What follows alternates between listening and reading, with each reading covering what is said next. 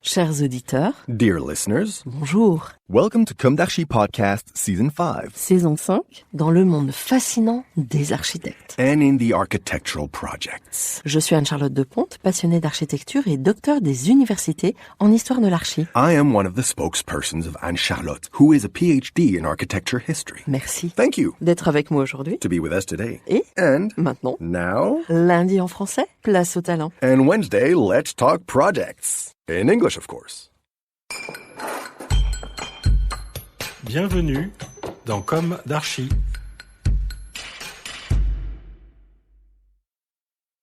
Chers auditeurs, ravis de vous retrouver aujourd'hui en compagnie de Marine Gatt et Yann Houlard.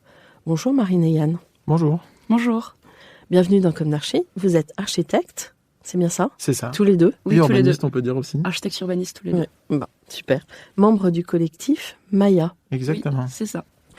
Alors, vous avez été invité dans Comme d'Archi parce que vous êtes les heureux lauréats d'Europan 17 sur un projet à Belle-Île-en-Mer, Oui, Exactement, à c'est Le le- Palais, exactement. Oui, le palais, sur le quai Jacques Leblanc, c'est ça? Ou c'est le palais, entièrement le palais? C'est entièrement le palais. Apparemment, là. D'accord. Et même une vision de l'île aussi en soi. D'accord, ok. Alors, je vais commencer par autre chose, qui est une histoire de goût. Et le goût, c'est aussi le choix. Donc, vous faites plein de choix en architecture, mais vous en faites aussi pour vous nourrir. Aimez-vous les plaisirs de la table et quels sont vos mets préférés? Un souvenir gustatif. On commence par Marine ou Yann? On va commencer par nous deux. Ouais. D'abord. C'est vrai que c'est quelque chose qu'on partage tous les deux. On aime bien manger, mais on aime bien faire la cuisine.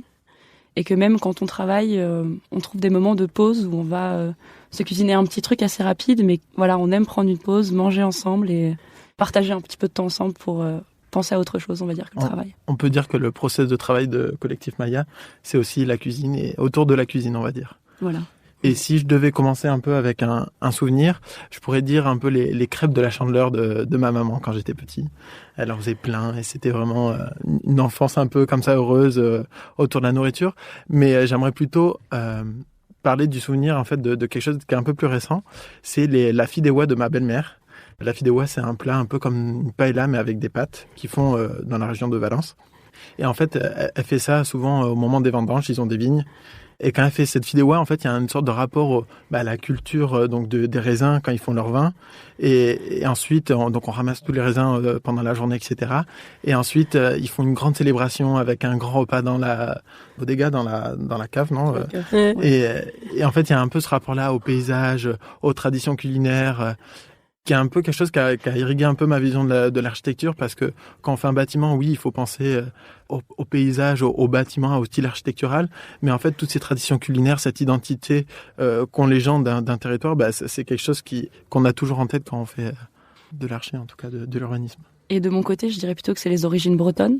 Ma grand-mère était 100% bretonne, donc elle cuisinait 100% au beurre. Et il y avait aussi tout ce plaisir du partage autour de la nourriture et aussi cette grande générosité. Ou Par- en Bretagne? Parce qu'ici, on aime bien la Bretagne. Le Finistère. Et par exemple, elle passait des heures à cuisiner. J'allais la voir, j'étais toute seule et elle avait préparé 3 gâteaux. Donc c'était vraiment cette générosité abondante. Et je pense que peut-être que ça se retranscrit aussi dans mon architecture. Des fois, j'essaye d'être trop généreuse, d'en faire trop, c'est peut-être vrai. Mais vous allez apprendre à économiser votre geste et votre pensée. On dit qui veut voyager loin ménage sa monture. En architecture, vrai. comme on est passionné, C'est vrai. on est sans limite. Bon, alors on va commencer par le début. Quels sont vos parcours respectifs? Quelle a été votre jeunesse?